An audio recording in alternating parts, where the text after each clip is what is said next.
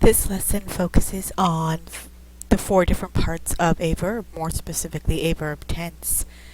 Your keywords are verb, principal parts, tense, present, present participle, past, past participle.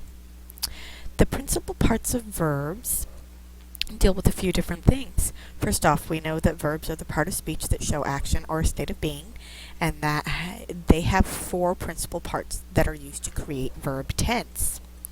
Tense, of course, is showing the time of the action or the state of being that's being described by the verb. The four principal parts of verbs are the present participle, the past, and the past participle. So basically what you have is that we're talking about verb tense here, and verb tense is made up of these four principal parts: the present participle, the past, and the past participle, which are used to create different verb tenses, tenses being what shows the time of the action that you're talking about. The present tense is the form of the verb that you'd find listed in a dictionary, and it shows what's happening right now. We also use this as the base form or the first form of the verb. So, it's the form of the verb listed in a dictionary, shows the action that's happening right now, and it's considered the base form of the verb. Your example for this would be, I serve in the Marine Corps. The present participle is going to actually form a verb phrase, in that in order to use the present participle, you also need a helping verb.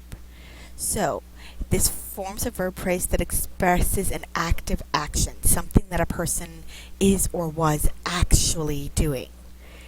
And yes, that is or was. You are dealing with the present participle, but it can also describe active action that occurred in the past.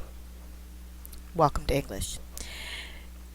You create the present participle tenses by using the present participle and a helping verb. And the present participle is the base form of the verb plus ing. So these are verbs that end in ing, or at least some of them.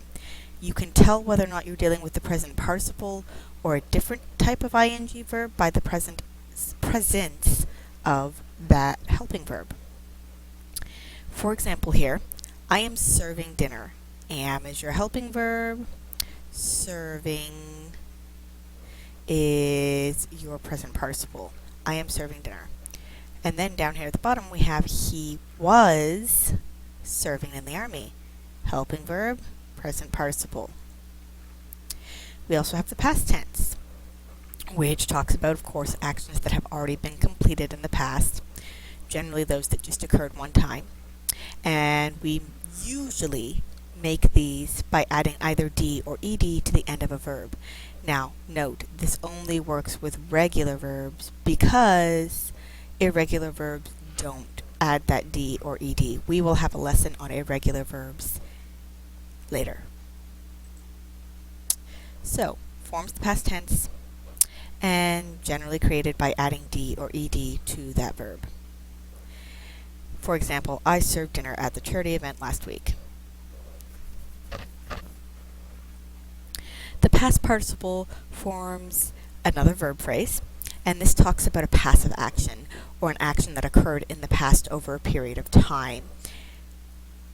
You use this with the past participle and a helping verb.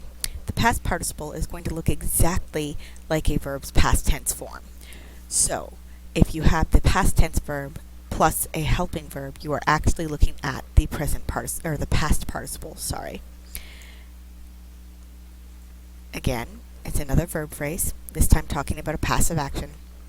You make this past participle by using the past participle with a helping verb, and the past participle will look exactly like the verb's past tense form.